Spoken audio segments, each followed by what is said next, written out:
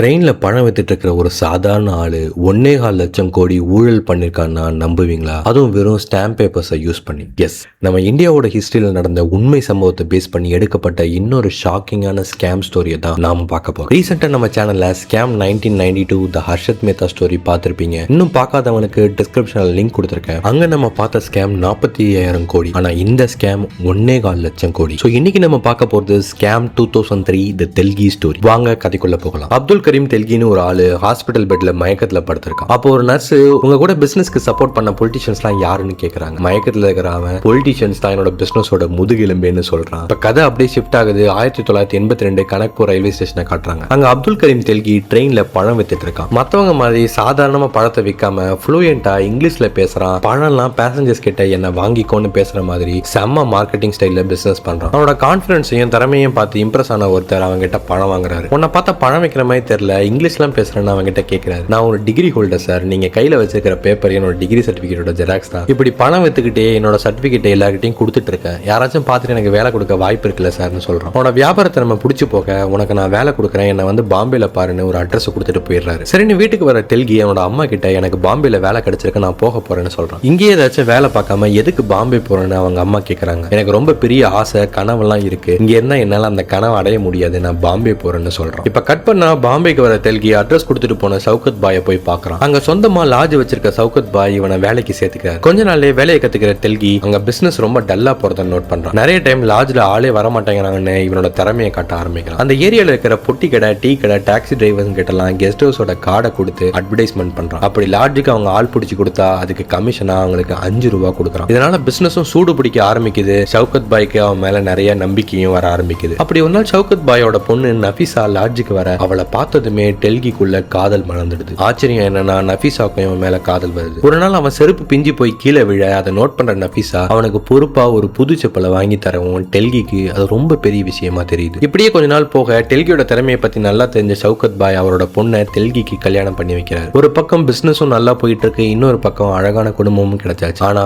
டெல்கிக்கு அது பத்தல. நிறைய பணம் சம்பாதிக்கணும்னு 7 வருஷம் வெளிநாட்டுக்கு போய் வேலை செய்யறான். அதுல கொஞ்சம் சம்பாதிச்ச டெல்கி குடும்பத்தை விட்டு இப்படி பணம் சம்பாதிச்சு என்ன யூஸ்னு வேலையை விட்டுட்டு திரும்பி இந்தியாக்கே வந்துடுறான். இப்ப இவன் ஃபேமிலியோட சந்தோஷமா இருக்கிற நேரத்துல ஊர்ல இருந்து தெல்கியோட தம்பி எனக்கும் ஏதாச்சும் வேலை தேடி கொடுன்னு இவனை வந்து பாக்குறான். கொஞ்ச நாள் வெயிட் பண்ணு, நானே உனக்கு செட் பண்ணி தரேன்னு டெல்கி அவங்க கிட்ட சொல்லிடுறான். இப்ப டெல்கியை பார்க்க ஒரு ஆள் வரான். 5வது படிச்ச அவங்க கிட்ட காசை வாங்கிட்டு டூப்ளிகேட் டிகிரி சர்டிபிகேட்டை டெல்கி ரெடி பண்ணி தரான். வெளிநாட்டுக்கு போயிட்டு வந்ததுக்கு அப்புறம் அவன் இந்த பிசினஸ் தான் பண்ணிட்டு இருக்கான். ஆனா கரெக்டா அந்த நேரம் பார்த்து டோம்பேன்னு ஒரு போலீஸ் ஆபீசர் அங்க வராரு. நான் ஃப்ராடு வேலையா பண்றேன்னு இவனை அரெஸ்ட் பண்ணி ஜெயிலுக்கு கூட்டிட்டு போய் ஏன்டா இந்த மாதிரி டூப்ளிகேட் சர்டிபிகேட்லாம் ரெடி பண்ணி தரேன்னு போலீஸ் கேட்க, சார் கஷ்டப்படுறவங்களுக்கு நான் இந்த மாதிரி ஹெல்ப் பண்ணேன், அவங்க என்கிட்ட வெளிநாட்டுக்கு போகணும்னு சொன்னாங்க, அதான் ஹெல்ப் பண்ணேன்னு சொல்றான். ஃபர்ஸ்ட் டைமா ஜெயிலுக்கு வர டெல்கியை அங்க ஏற்கனவே இருக்கிற கைதிங்க எல்லாரும் கிண்டல் பண்றாங்க. எப்படியோ விஷயம் தெரிஞ்சு சவுகத் பாய் ஸ்டேஷனுக்கு வந்து பாக்குறாரு. ஆனா அதே நேரம் ஜெயில இருக்கிற டெல்கிக்கு ஒருத்தன் அறிமுகமாகறான். அவன் பேரு கௌஷல். இவனும் சின்ன சின்ன ஃப்ராட் வேலை பண்ணி அடிக்கடி ஜெயிலுக்கு வந்துட்டு போறவன் தான். அப்படி பேசிட்டு இருக்கும்போது எனக்கு கணேஷ்னு ஒரு வக்கீல தெரியும், அவர் என்ன சீக்கிரமா பெயில் எடுத்துட்டு கூட்டிட்டு போயிடுவார்னு சொல்றான். அடுத்த நாள் சவுகத் பாய் தன்னோட பொண்ணுக்காக டெல்கியை பெயில்ல வெளியே எடுக்கிறாரு. ஏன்டா இந்த மாதிரி பண்ண, உன் மேல நிறைய நம்பிக்கை வச்சிருந்தேன்னு சவுகத் பாய் கேட்க, அப்பையும் டெல்கி நான் அவங்களுக்கு ஹெல்ப் தான் பண்ணேன், எனக்கு வேற எந்த நோக்கமும் இல்லைன்னு சொல்றான். ஆனா அது இல்லீகல்டா, அப்படி பண்ணக்கூடாது, எது பண்ணாலும் லீகலா பண்ணுன்னு சவுகத் பாய் சொல்றாரு. இப்ப என்ன பண்ண சொல்றீங்க, என் மேலதான் இப்ப எஃப்ஐஆர் போட்டாங்களே, எனக்கு யார் வேலை கொடுப்பான்னு டெல்கி கேட்கறான். இதுக்கு எந்த பதிலும் சொல்ல முடியாம சவுகத் பாய் அமைதியா இருக்க, எனக்கு கணேஷ்னு ஒரு வக்கீல தெரியும், அவர் என் மேல இருக்கிற எஃப்ஐஆர் கிளியர் பண்ணி கொடுத்துருவாருன்னு சொல்றான். கட் பண்ணா வக்கீல் கணேஷை பார்க்க போற டெல்கி தன்னோட பேச்சு திறமையாலே வக்கீல் கிட்டேயே ஃபீஸ் கொடுக்காம தன்னோட கேஸ் எடுக்க வச்சிடறான். கொஞ்ச நாளைக்கு அப்புறம் ஜெயில மீட் பண்ண கௌஷல் டெல்கியை மீட் பண்ண வரான். டே, அந்த வக்கீல் கிட்ட காசு கொடுக்காம ஒரு வேலையும் நடக்காது, நீ அவங்கிட்ட என்ன பேசி எப்படி எல்லாத்தையும் சரி பண்ண, பெரிய ஆள் தான்டா நீனு, சரி என் கூட ஜாயின் பண்ணிக்கிறியான்னு கேட்கறான். கொஞ்ச நேரம் யோசிச்ச தெல்கி, இல்ல எனக்கு எல்லாமே கரெக்டா போயிட்டு இருக்கு, இப்போதைக்கு எனக்கு வேற எதுவும் பண்ண விருப்பம் இல்லைன்னு சொல்றேன். உனக்கு நிறைய பணம் சம்பாதிக்கணும்னு ஆசை இருக்கா, அப்ப நான் என் கூட வா, இல்லனா இப்படியே இங்க இருந்து கஷ்டப்பட போறியான்னு கேட்க, ஆசை யாரதான் விட்டுருக்கு. கட் பண்ணா டெல்கி கௌஷல் கூட அவனோட கோடவுனுக்கு போறான். ஆக்சுவலா கௌஷல் என்ன வேலை பண்றான்னு டெல்கிக்கு இப்ப எக்ஸ்பிளைன் பண்றான். பழைய ஷேர் சர்டிபிகேட்ஸை காட்டி இதை நல்லா பாரு, இந்த மாதிரி சர்டிபிகேட்ஸை யூஸ் பண்ணி தான் கம்பெனி ஷேரை வாங்குவாங்க விற்பாங்க. கம்பெனில வேலை செய்யற ஆளுங்களை உஷார் பண்ணி இந்த மாதிரி எக்ஸ்பயர் ஆன ஷேர் சர்டிபிகேட்ஸை கம்பெனில இருந்து வாங்கிப்போம். சரி, இதை வச்சு என்ன பண்ண போறோம்னு குழம்பி போற தெல்கி கிட்ட,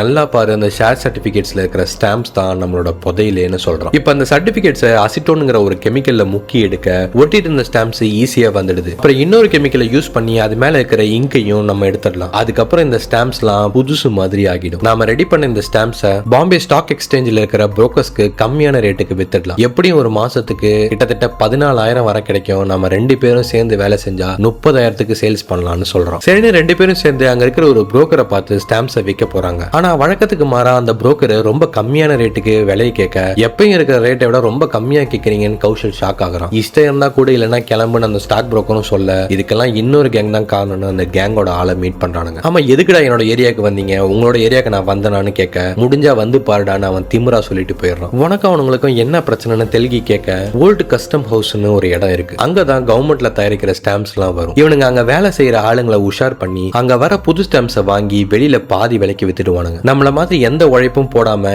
ஈஸியா நம்மளை விட கம்மியான ரேட்டுக்கு வித்துட்டு போயிடுறானுங்கன்னு கௌஷல் சொல்றான். அது போக இவனுங்க இப்படிதான் 3 மாசமா கம்மியான ரேட்டுக்கு ஸ்டாம்ப்ஸை வித்து காம்படிஷனே இல்லாத மாதிரி ஆக்கிடுவானுங்க. அப்புறம் இவனுங்க சொல்றதான் மார்க்கெட்ல ரேட்டு மோனோபோலி மாதிரி ஆகிடுவானுங்கன்னு செம்மையா டென்ஷன் ஆகிறான் கௌஷல். இதை இப்படியே சும்மா விடக்கூடாதுன்னு 2 பேரும் ஓல்டு கஸ்டம் ஹவுஸ்க்கு போய் நாமளும் ஏதாச்சும் ஒரு ஆளை பிடிப்போம்னு அங்க போறானுங்க. இவனுங்க நினைச்ச மாதிரியே ஆப்போசிட் கேங் அங்க டீலிங்க பண்ணிட்டு இருக்கும் போது இவனுங்க தேடி வந்த ஒரு ஆளையும் பாக்குறானுங்க. அந்த ஆளை பார்த்து இவனுங்க வந்த விஷயத்தை பத்தி சொல்ல, அவனும் இவங்களை பார்க்க கையில ஒரு பார்சல் எடுத்துட்டு வரான். சரி, எப்படியும் புது ஸ்டாம்ப்ஸ் தான் எடுத்துட்டு வரான்னு பார்த்தா அதுக்குள்ள எல்லாம் பழைய ஸ்டாம்ப் பேப்பர்ஸ் தான் இருக்கு. என்னடா இந்த கருமத்தை கொண்டு வந்திருக்கன்னு கௌஷல் டென்ஷன் ஆகும் போது அப்ப அங்க வர ஆப்போசிட் கேங் 3 பேரையும் போட்டு பொளந்து எடுத்துறானுங்க. கட் பண்ணா ஷவுகத் பாய் தன்னோட பேத்தி பேர்ல அவரோட சொத்தெல்லாம் எழுதி கொடுக்கறதுனால தெல்கிய சாட்சி கையெழுத்து போட சொல்றாரு. அப்ப அந்த ஸ்டாம்ப் பேப்பர்ஸை பார்க்குற தெல்கிக்கு ஒரு யோசனை வந்து ஹாஸ்பிட்டலுக்கு போறோம். ஆக்சுவலி இவங்க 2 பேரையும் பார்க்க வந்து இவங்க கூட சேர்ந்து அடி வாங்கினால ஒரு ஆளு, அவனை தான் இப்ப இவன் பார்க்க வந்திருக்கான். ஆமா, எதுக்கு அன்னைக்கு ஸ்டாம்ப்ஸை கொண்டு வராம பழைய ஸ்டாம்ப் பேப்பர்ஸை கொண்டு வந்தேன்னு அந்த ஆள்கிட்ட கேட்க, டேய் நீங்க பண்ற இந்த ஸ்டாம்ப் பிசினஸ்ல ஒரு 4,000 ரூபாய் சம்பாதிப்பீங்களா, நான் கொண்டு வந்த ஸ்டாம்ப் பேப்பர்ஸை யூஸ் பண்ணி நீங்க ஈஸியா 15,000 சம்பாதிக்கலாம்னு சொல்றான். கொஞ்சம் சந்தேகப்படுற தெல்கி, ஆமா இதை பத்தி நீ ஏன் இன்னொரு கேங் கிட்ட சொல்ல, அவனு கூட சேர்ந்து நீ பிசினஸ் பண்ணிக்கலாமேன்னு கேட்கறான். அவனுங்க மேல ஏற்கனவே போலீஸ்க்கு ஒரு கண்ணு இருக்கு, அவனுங்க கூட டீல் பண்றது எனக்கு ரொம்ப ரிஸ்க், அதனாலதான் நான் பண்ணலன்னு சொல்றான். கட் பண்ணா இப்ப கௌஷலோட குடவுனுக்கு வர தெல்கி தன்னோட புது பிசினஸ் பிளானை பத்தி அவனுக்கு எக்ஸ்பிளைன் பண்றான். இந்தியன் கவர்மெண்ட்டுக்கு இந்த ஸ்டாம்ப் பேப்பர்ஸ் விற்கிறதுனால மட்டும் ஒரு வருஷத்துக்கு 33,000 கோடி வருமானம் வருது. அதுல 10% இன்கம் மகாராஷ்டிரால இருந்து போகுது, அதுவும் 80% பாம்பேல இருந்து தான் போகுது. அந்த 80% மதிப்பு கிட்டத்தட்ட 2,500 கோடி. நல்லா யோசிச்சு பாரு, இந்த ஸ்டாம்ப் பேப்பர்ஸை எந்தெந்த இடத்துல யூஸ் பண்றாங்க. ஒரு இடத்தை வாங்குறதுக்கோ விற்கிறதுக்கோ, ஒப்பந்தம் போடுறதுக்கோ, சொத்து வாங்குறதுக்கோ விற்கிறதுக்கோ, இந்த மாதிரி பல விஷயங்களுக்கு இதை யூஸ் பண்றாங்க. கிட்டத்தட்ட ஒரு நாளைக்கு 1000 கணக்குல இந்த ஸ்டாம்ப் பேப்பர்ஸை யூஸ் பண்றாங்க. சோ இது மூலியமா கவர்மெண்ட்டுக்கு பெரிய வருமானம் வருது. அதுல நம்ம ஒரு ஸ்பூன் அளவு தான் எடுத்துக்க போறோம். யோசிச்சு பாரு, 33,000 கோடி வருவாயில ஒரு ஸ்பூன் அளவு நாம எடுத்துக்கிட்டோம்னா யாருக்கு தான் தெரிய போகுதுன்னு தெல்கி சொல்றான். இதை கேட்டு பிரமிச்சு போற கௌஷல், ஸ்பூன் அளவுனா எவ்வளவு வரும்னு ஆவலா கேட்க, என்ன மிஞ்சி மிஞ்சி போனா ஒரு 70 இல்ல 80 கோடி வரும்னு தெல்கி சொல்றான். கௌஷல் இப்ப சந்தோஷத்துல வாயடைச்சு போக, இனிமே நாம பணம் சம்பாதிக்க போறதில்ல, பணத்தை உருவாக்க போறோம்னு தெல்கி சொல்றான். நமக்கு கிடைச்ச ஐடியாவை எப்படி எக்ஸிக்யூட் பண்ணணும்னு இப்ப பிளான் போடுறானுங்க. ஆக்சுவலா நாசிக்ல இருக்கிற இந்தியன் செக்யூரிட்டி பிரஸ்ல தான் ஸ்டாம்ப் பேப்பர்ஸ் எல்லாம் பிரிண்ட் பண்றாங்க. பிரஸ்ல இருந்து ரொம்ப பாதுகாப்பா நாசிக் ரயில்வே ஸ்டேஷனுக்கு வர ஸ்டாம்ப் பேப்பர்ஸ் அங்க இருந்து வாதி பண்டர் ஸ்டேஷனுக்கு வருது. மும்பைக்கு தேவைப்படுற ஸ்டாம்ப் பேப்பர்ஸ் மறுபடியும் அங்கிருந்து ஓல்டு கஸ்டம்ஸ் ஹவுஸ்க்கு வருது. இது மாதிரி ஸ்டாம்ப் பேப்பர்ஸ் நாடு முழுக்க டிஸ்ட்ரிபியூட் ஆகுது. இதுல ஓல்டு கஸ்டம்ஸ் ஹவுஸ்க்கு வர புது ஸ்டாம்ப் பேப்பர்ஸ் நாம எடுத்தாகணும். ஆனா நமக்கு அங்க எந்த ஆளையும் தெரியாது. சோ நாம வேற ஒரு ரூட்ல தான் போகணும்னு 2 பேரும் வாதி பண்டர் ரயில்வே ஸ்டேஷனுக்கு போறாங்க. ஸ்டேஷனுக்கு வர ஸ்டாம்ப் பேப்பர்ஸை கவுண்ட் பண்ணாம எடை போட்டு, அதாவது வெயிட்டை பார்த்து தான் அதோட அளவை செக் பண்றாங்கன்னு தெரிஞ்சுக்கிறாங்க. கூடவே ஸ்டாம்ப் பேப்பர்ஸை ஒரு ட்ரங்க் பொட்டியில வச்சு அதை சீல் போட்டு க்ளோஸ் பண்ணிடுறானுங்க. சோ நாம ஸ்டாம்ப் பேப்பர்ஸை எடுக்கணும், அதுவும் சந்தேகம் வராம ரெகுலரா எடுக்கணும். நாம திருடணும்னு தெரிஞ்சா மொத்தமா மாட்டிப்போம், போலீஸும் உஷாராகிடும்னு வேற ஒரு பிளான போடுறானுங்க. முத வேலையா ஸ்டேஷன்ல வேலை செய்யற டிடிஆரையும் ட்ரெயின் டிரைவரையும் உஷார் பண்றான். இப்ப அடுத்த கட்டத்தை எக்ஸிக்யூட் பண்ண ஒரு சினிமா ஆர்ட் டைரக்டரை போய் மீட் பண்றானுங்க. வழக்கம் போல தன்னோட பேச்சு திறமையை யூஸ் பண்ணி ஒரு ஷூட்டிங்காக எங்களுக்கு ஃபேக் ஸ்டாம்ப் பேப்பர்ஸ்ல ஒரு லாரி அளவுக்கு வேணும்னு அந்த ஆர்ட் டைரக்டர் கிட்ட கேட்கறானுங்க. அவ்வளவு எப்படி எடுத்துட்டு போவீங்கன்னு அந்த ஆளு கேட்க, சரி அப்படின்னா ஸ்டாம்ப் பேப்பர்ஸ்க்கான பிரிண்டிங் பிளேட்ஸை ரெடி பண்ணி கொடுங்க, நாங்க அங்க போய் பிரிண்ட் பண்ணிக்கிறோம்னு பக்காவா ஸ்கெட்ச் போடுறானுங்க. அதே சமயம் ஒரு பிரிண்டிங் பிரஸ் ஓனரை பார்த்து, நாங்க நைட்டு மட்டும் உங்க பிரஸ்ல எங்க வேலையை பாத்துக்கிறோம்னு டீல் பேசுறானுங்க. அவரும் காசு வருதுன்னு அதுக்கு ஒத்துக்கிறாரு. இப்ப ஆர்ட் டைரக்டர் கொடுத்த பிரிண்டிங் பிளேட்ஸை யூஸ் பண்ணி இவனுங்க ஃபேக்கா ஸ்டாம்ப் பேப்பர்ஸை பிரிண்ட் பண்றானுங்க. இவனுங்க நினைச்ச மாதிரியே பிரிண்ட் பண்ண ஸ்டாம்ப் பேப்பர்ஸும் சூப்பரா வருது. இதை பாக்குற கௌஷல், நாம இதையே வித்துட்டு போயிடலாம்ல, ஏன் தேவையில்லாம ரிஸ்க் எடுத்து ஸ்டாம்ப் பேப்பர்ஸை திருடணும்னு கேட்கறான். இந்த போலீஸ் ஸ்டாம்ப் பேப்பர்ஸை நாம வித்தோம்னா ஈஸியா மாட்டிப்போன்னு தெல்கி சொல்றான். இதுல என்ன வித்தியாசம் இருக்கு, நீ சொல்ற மாதிரி இதை மிக்ஸ் பண்ணி வித்தாலும் தான் மாட்டிக்க போறோம்னு கௌஷலும் சந்தேகமா கேட்கறான். இல்ல நாம மாட்டிக்க மாட்டோம்னு தெல்கி அவனோட பிளானை எக்ஸ்பிளைன் பண்றான். நீ சின்ன வயசுல குளத்துல குளிச்சிருக்கியா, அதுல கண்டிப்பா ஒன் பாத்ரூம் போயிருப்பல்ல, ஆனா அதை யாரும் கண்டுபிடிச்சிருக்க மாட்டாங்க. ஏன்னா குளத்துல இருக்கிற தண்ணியில நீ போன ஒன் பாத்ரூம் மிக்ஸ் ஆகிடும். அது மாதிரி நம்மளோட போலியான ஸ்டாம்ப் பேப்பர்ஸ் ஒரிஜினலோட மிக்ஸ் ஆகி இந்தியா முழுக்க டிஸ்ட்ரிபியூட் ஆகிடும். சோ யாராலையும் அதை ட்ரேஸ் பண்ண முடியாது, நம்மளை கண்டுபிடிக்கவும் முடியாதுன்னு சொல்றான். இப்ப கட் பண்ணா 2 பேரும் ஓல்டர் ட்ரெயின்ல ஏறி டிடிஆர் கொடுத்த சாவியை யூஸ் பண்ணி உள்ள போறானுங்க. ட்ரங்க் பெட்டியை ஓபன் பண்ணி அதுல ஒரிஜினல் ஸ்டாம்ப் பேப்பர்ஸை திருடிக்கிட்டு இவங்களோட போலி ஸ்டாம்ப் பேப்பர்ஸை வச்சிடறானுங்க. இப்ப எந்த திருட்டும் நடக்காத மாதிரி ட்ரங்க் பெட்டியை க்ளோஸ் பண்ணி டிடிஆர் கொடுத்த கவர்மெண்ட் சீலையும் வச்சிடறானுங்க. இவனுங்க ஒரிஜினல் ஸ்டாம்ப் பேப்பர்ஸை திருடிக்கிட்டு அடுத்த ஸ்டேஷன் வரதுக்குள்ளாரியே ட்ரெயின்ல இருந்து ஜம்ப் பண்ணிடுறானுங்க. சோ வெற்றிகரமா யாருக்கும் சந்தேகம் வராதபடி ஒரிஜினல் ஸ்டாம்ப் பேப்பர்ஸை திருடிடுறானுங்க. அடுத்த நாள் நேரா வக்கீல் கணேஷை மீட் பண்ணி அவனுங்க கொண்டு வந்த ஸ்டாம்ப் பேப்பர்ஸை விற்கிறானுங்க. எனக்கு ஒரு 4 ஸ்டாம்ப் பேப்பர்ஸ் போதும், நீங்க கார்ப்பரேட் வக்கீலுங்களை போய் பாருங்க, அவனுங்களுக்கு தான் நிறைய ஸ்டாம்ப் பேப்பர்ஸ் தேவைப்படும்னு சொல்றாரு. இப்ப இவனுங்களும் நிறைய பேர் கிட்ட போய் இந்த ஸ்டாம்ப் பேப்பர்ஸை கம்மியான ரேட்டுக்கு விற்கிறானுங்க. ஆனா எதிர்பார்த்த அளவுக்கு ஸ்டாம்ப் பேப்பர்ஸ் விற்காம கம்மியா தான் சேல்ஸ் ஆகுது. ஆனா கௌஷலை பொறுத்த வரைக்கும் பிசினஸ் நல்லா போகுதுன்னு சந்தோஷப்படுறான். ஆனா தெல்கிக்கு இது பத்தல, இன்னும் நிறைய சம்பாதிக்கணும்னு ஆசை அதிகமாகுது. சரி சரி வா, ரொம்ப டென்ஷன் ஆகாத, உன்னை ஒரு இடத்துக்கு கூட்டிட்டு போறேன்னு தெல்கி ஒரு கிளப்புக்கு கௌஷல் கூட்டிட்டு போறான். அங்க டான்ஸ் ஆடுற ஒரு பொண்ணை தெல்கிக்கு ரொம்ப பிடிச்சு போகுது. கட் பண்ணா தெல்கியோட அம்மா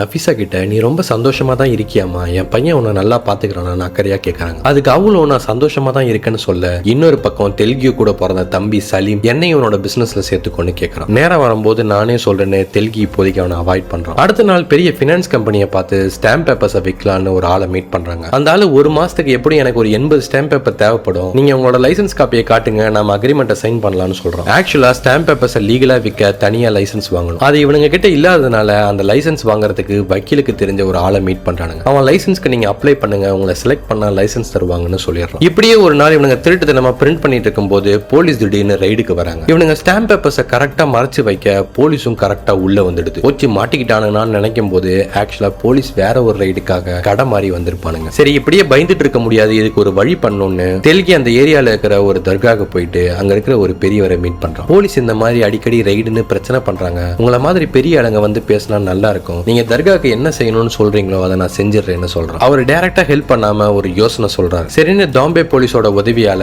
அந்த ஏரியா இன்ஸ்பெக்டர் சுனில போய் மீட் பண்றாங்க. சார், எங்க ஏரியால வந்து நீங்க அடிக்கடி ரைடு பண்றீங்க, இதனால எங்களை மாதிரி அப்பாவி ஆளுங்களோட பிசினஸ் ரொம்ப பாதிக்கப்படுது, மக்களும் போலீஸ் மேல டென்ஷன்ல தான் இருக்காங்க, இதை சரி பண்ண என்கிட்ட ஒரு யோசனை இருக்கு சார்னு தெல்கி சொல்றோம். நான் உங்க போலீஸ் ஃபண்டுக்கு 40,000 ரூபாய் டொனேஷன் கொடுக்குறேன், நீங்க அந்த அமௌண்ட்டை தர்காவோட ரெனோவேஷனுக்கு டொனேஷனா கொடுங்க சார், இதனால உங்களுக்கு ஏரியால பெரிய பேரு கிடைக்கும், நியூஸ் பேப்பர்ல போட்டோலாம் வரும், எனக்கும் உங்களை மாதிரி அதிகாரிகளோட நட்பு கிடைக்கும்னு சொல்றான். அவன் சொன்ன டீல் சுனிலுக்கு பிடிச்சு போக எல்லாமே நினைச்ச மாதிரி நடக்குது. இப்ப தெல்கி, தாம்பே அப்புறம் சுனில் 3 பேருமே ஒன்னா உட்காந்து கிளப்ல தண்ணி அடிச்சிட்டு இருக்கானுங்க. ஆனா ஆட்டத்துல நம்மள சேர்த்துக்கலன்னு கௌஷலுக்கு இது சுத்தமா பிடிக்கவே இல்லை. அப்ப கிளப்ல எல்லாரும் என்ஜாய் பண்ணிட்டு இருக்கும் போது, எனக்கு ஸ்டாம்ப் பேப்பர் விற்கிற லைசன்ஸ் வேணும், அதுக்கு நான் என்ன பண்ணணும்னு தாம்பே கிட்ட தெல்கி கேட்கறான். நீ துக்காராம்னு ஒரு எம்எல்ஏவை போய் பாருன்னு தாம்பே சொல்றான். சரி எம்எல்ஏவை எப்படி கவுக்குறதுன்னு கேட்க, அந்த ஆளு இல்லீகலா பணத்தை வாங்குறதுக்காகவே ஒரு என்ஜிஓ வச்சிருக்கான், அதுல போய் டொனேட் பண்ணு, மத்ததெல்லாம் தானா நடக்கும்னு தாம்பே சொல்றான். இவனும் அந்த ஆளு சொன்ன மாதிரி அந்த என்ஜிஓக்கு டொனேட் பண்ண துக்காராம் இவனை மீட் பண்றான். வழக்கம் போல இவனோட பேச்சு திறமையால துக்காராம் இவன் இம்ப்ரெஸ் பண்ண சரின்னு அடுத்த நாள் ஓல்டு கஸ்டம் ஹவுஸ்க்கு தெல்கியை கூட்டிட்டு துக்காராம் போறான். அங்க பராடேன்னு ஒரு ஆபீசரை போய் பாக்குறானுங்க. அவங்கிட்ட தெல்கிக்கு லைசன்ஸ் வேணும்னு துக்காராம் சொல்ல, அந்த பராடே ரூல்ஸ் எல்லாம் பேசி கொஞ்சம் லைட்டா முரண்டு பிடிக்கிறான், லைசன்ஸையும் கொடுக்க மாட்டேங்கிறான். இவ்வளவு பண்ணியும் லைசன்ஸ் கிடைக்காத கடுப்புல பிரிண்டிங் பிரஸ்க்கு தெல்கி வரான். அப்ப கௌஷல் அங்க குடிச்சுக்கிட்டு தெல்கி மேல கான்ல உட்கார்ந்துருக்கான். என்ன இங்க வந்து தண்ணி அடிச்சிட்டு இருக்கன்னு தெல்கி கேட்க, ஏண்டா நீ பாட்டுக்கு நம்ம சம்பாதிச்ச பணத்தை எல்லாருக்கும் கொடுத்துட்டு இருக்க, என்ன லைசன்ஸ் கொடுத்தானுங்களா இல்ல நாமத்தை போட்டானுங்களா, நீ கொடுத்த காசு உன்னோடது மட்டும் இல்ல எனக்கும் அதுல பங்கு இருக்குன்னு 2 பேருக்குள்ள வாக்குவாதம் வந்து சண்டையா மாறிடுது. இதுல கௌஷல் தெல்கியை நல்லா அடிச்சுட்டு இனிமே எனக்கும் உனக்கும் எந்த சம்பந்தமும் இல்லைன்னு அங்க இருந்து போயிடுறான். இந்த இடத்துலயே செகண்ட் எபிசோடு முடியுது. ஸ்டாம்ப் பேப்பர்ஸ்க்கான லைசன்ஸை தெல்கி வாங்கினானா எப்படி 1.25 லட்சம் கோடிக்கான ஊழலை பண்ணான்னு தெரிஞ்சுக்க இந்த சீரீஸை கண்டினியூஸா பாருங்க. இந்த வீடியோ உங்களுக்கு பிடிச்சிருக்கும் நம்புறேன். சோ வீடியோக்கு ஒரு லைக் போட்டுட்டு உங்க கருத்துக்களை கமெண்ட்ல சொல்லுங்க. மறக்காம உங்க ஃப்ரெண்ட்ஸ்க்கு வீடியோட லிங்கை ஷேர் பண்ணுங்க. சேனலை சப்ஸ்கிரைப் பண்ணாதவங்க மறக்காம சப்ஸ்கிரைப் பண்ணிடுங்க. கூடவே பெல் ஐகானையும் பிரஸ் பண்ணிடுங்க. அப்பதான் நான் போற வீடியோஸோட நோட்டிபிகேஷன் உங்களுக்கு வரும். நீங்களும் வீடியோஸை மிஸ் பண்ணாம பார்த்து என்ஜாய் பண்ணலாம். சோ மீண்டும் இன்னொரு வீடியோல உங்களை நான் சந்திக்கிறேன். until then bye.